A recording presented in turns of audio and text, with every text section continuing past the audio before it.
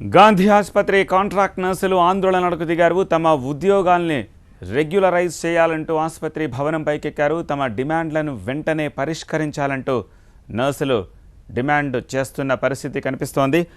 మరింత సమాచారం కోసం ఒకసారి లైవ్ దృశ్యాల్లోకి వెళదాము. మా ప్రతినిధి చైతన్య అక్కడే ఉన్నారు డీటెయిల్స్ అందించేందుకు. చైతన్య, ఏం జరుగుతోంది ఇప్పుడు అక్కడ?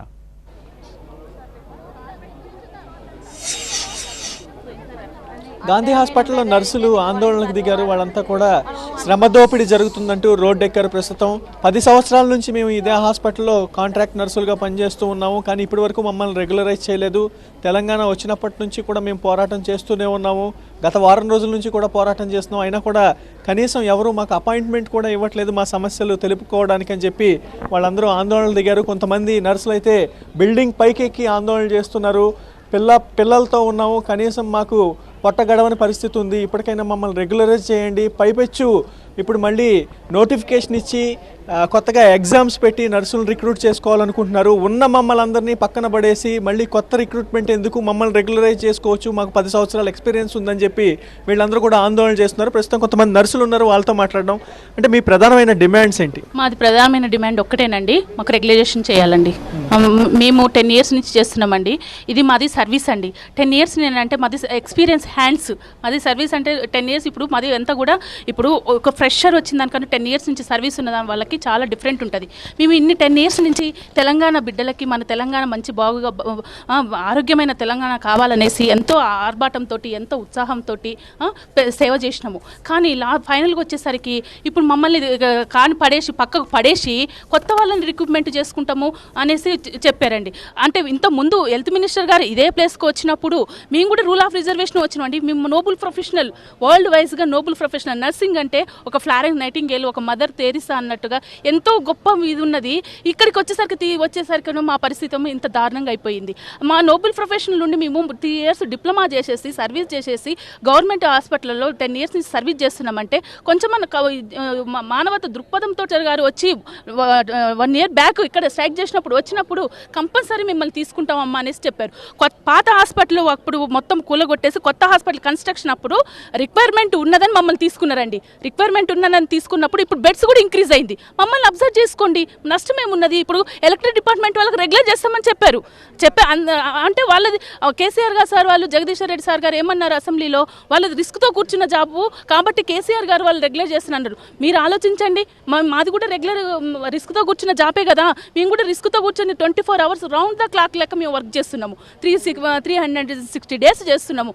మేము ఎందుకు ఒకటే ఆశ, మన బంగారు తెలంగాణలో మా భవిష్యత్తు కూడా బంగారంగా ఇదవుతుంది, ఇక్కడికి వచ్చేస్తే ఆరోగ్య తెలంగాణ ఇదవుతుంది అనేసి ఇక్కడ ఈ ప్లేస్లో వచ్చినప్పుడు హరీష్ రావు గారు వాళ్ళందరూ కూడా రెగ్యులర్ చేస్తామని చెప్పారండి. ఇప్పుడు మాట తప్పుకుంటున్నారండి. ప్రభుత్వంలో పెద్దలను కానీ మంత్రులు కానీ కలిసినప్పుడు రిక్రూట్మెంట్ జరుగుతుంది కదా, మీరు కూడా ఎగ్జామ్స్ రాసుకోవచ్చు కదా అని చెప్పినట్టు చెప్తున్నారు, అది నిజమేనా? అవునండి, నిజమే అండి. ఎగ్జామ్ రాయాలి మీరు కూడా అనేసి చెప్పేసారు. కానీ ఆల్రెడీ లోపలగానే మొత్తం అన్నీ చేసేస్తారు. మేము వెయిట్ చేసినాం, మాకు కూడా ప్రయారిటీ ఇస్తారులే, మేము కూడా చేయొద్దు. మినిస్టర్ గారు వచ్చి చెప్పినప్పుడు కూడా సరే మమ్మల్ని ఫస్ట్ ప్రయారిటీలో రెగ్యులైజేషన్ చేస్తారు కదా అని ఆశతో ఉన్నాము. ఇప్పుడు టీఎస్పీఎస్సీకి ప్రిన్సిపల్ సెక్రటరీ నుంచి ఒక ఆర్డర్ పంపించారండి, ఆర్డర్ కాపీ. అందులో మా గురించి ఏమీ మెన్షన్ చేయలేదు, వితౌట్ మెన్షన్ లెక్క ఏమి మెన్షన్ చేయకోకుండా ఉన్నది. అందుకనే మేము అందరు మినిస్టర్లు మళ్ళీ కలిసినాం. అది పంపించినాక కూడా టీఎస్పీఎస్కి సార్ మీరు ఎట్లా పంపిస్తారు, అట్లా మాకు ఇస్తానన్నారు కదా, మాకు ప్రయారిటీ ఇస్తానన్నారు కదా, మా పరిస్థితి ఏంటి సార్ అని మేము ఇంత సర్వీస్ చేసినాము, ఏజ్ అయిపోతున్నది, ఏజ్ అయిపోయిన వాళ్ళు కూడా ఉన్నారు, మా పరిస్థితి ఏంటి సార్ అని మేము వేడుకున్నా కూడా ఇంతే మా అవుట్ సోర్సింగ్ అంటే అవుట్ అన్న రీతిలో మాట్లాడిరండి. కింద నుంచి రావాలని చెప్పారండి, పైనుంచి పోతున్నాం, కింద నుంచి రావాలంటారు, కింద నుంచి పోతున్నాం, పైనుంచి రావాలంటున్నారు. కింద డిహెచ్ మేడం కాడికి పోతున్నాం, డిఎంఈ మేడం అంటుంది, డిఎంఈ మేడం దగ్గర పోతున్నాం, డిహెచ్ మేడం అంటున్నారు. అక్కడి వస్తున్నాం, సూపరింటెండెంట్ అంటున్నారు, సూపరింటెండెంట్ దగ్గర పోతున్నాం, ప్రిన్సిపల్ సెక్రటరీ అంటున్నారు. సుదీర్ఘకాలంగా మీరు ఆందోళన చేస్తున్నారు, దాదాపు 3 ఏళ్ల నుంచి ఆందోళన చేస్తున్నారు. ఇప్పటి వరకు మీకు ఎటువంటి రెస్పాన్స్ రాలేదంటున్నారు.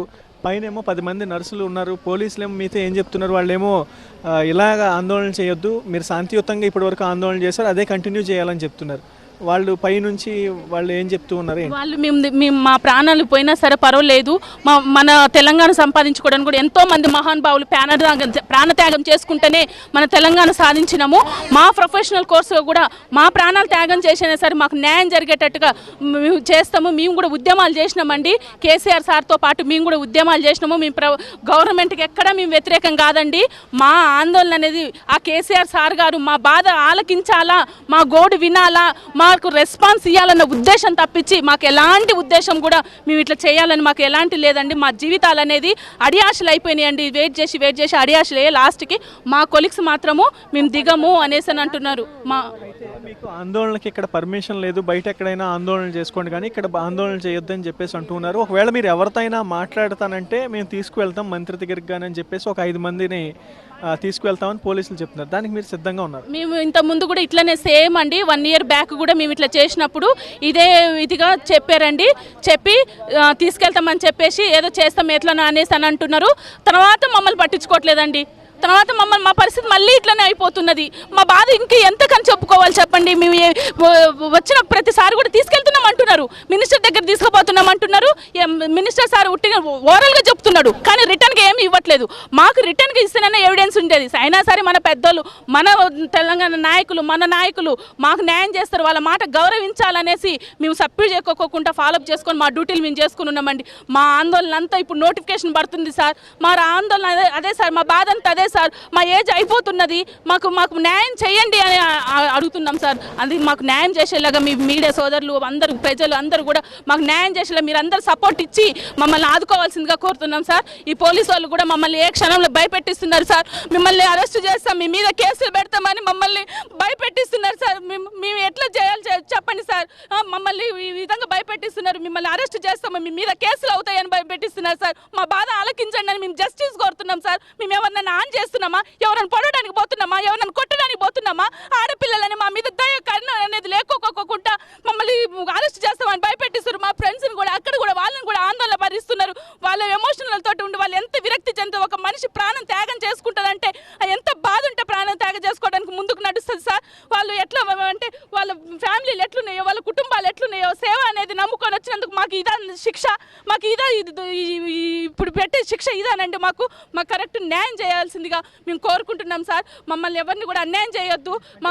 ఇప్పటి వరకు మీరు ప్రతిరోజు గంట విధులు బహిష్కరించారు. ఈ రోజు నుంచి పూర్తిగా ఇంకా విధులు బహిష్కరించి ఆందోళన దిగుతున్నాం సార్. బహిష్కరిస్తున్నాం సార్. ఎందుకంటే మేము నిన్నటి వరకు కూడా ఓపికతోటి సార్, ఎంత సహనంతో అంటే మా పేషెన్స్, ఎంత పేషెన్స్ తోటి అంటే మేము తిరగని ప్లేస్ లేదు సార్. మార్నింగ్ డ్యూటీ చేసుకొని నైట్ 8-9 దాకా కూడా మా పిల్లల్ని ఇంట్లో వదిలిపెట్టి రోడ్ల మీద తిరుగుతున్నాం సార్. వాళ్ళ కోసం వీళ్ళ కోసం పోతే మమ్మల్ని 4-5 రోజులు కూడా అపాయింట్మెంట్ కూడా ఇవ్వట్లేదు సార్. అదేమంటే మీకు మంచి గట్టి పవర్ ఉన్న మనిషిని పట్టుకోమంటే మేము పవర్ ఉన్న మనిషిని ఎవరిని పట్టుకుంటాం సార్? మేము సామాన్యులం. మేము మాకు పేషెంట్కి తప్పించి మాకు వేరే సంబంధాలు ఏముంటాయి సార్? పొలిటికల్ అంటే ఇప్పుడు ఫర్ ఎగ్జాంపుల్ ఉన్నారు సార్, వాళ్ళకంటే పొలిటికల్ బ్యాక్గ్రౌండ్ ఉంటుంది, వాళ్ళకి వేరే ఉంటుంది, వాళ్ళకి ఈజీగా అయిపోతున్నాయి మార్గాలు, వాళ్ళ సమస్యలు ఈజీగా తీరిపోతున్నాయి. కానీ మాలాంటి సమస్యలు తీరిపోవట్లేదు సార్.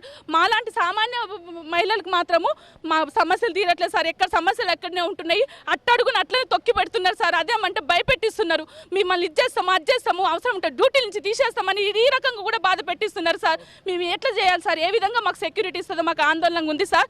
దయచేసి కేసీఆర్ సార్, మీరు ఎక్కడున్నా, ఈ తెలంగాణ ప్రజలారా, బిడ్డలారా, మీరు ఎక్కడున్నా సరే మీరు అందరు కూడా మాకు సహకరించి మాకు న్యాయం జరిగేలా చూడండి సార్.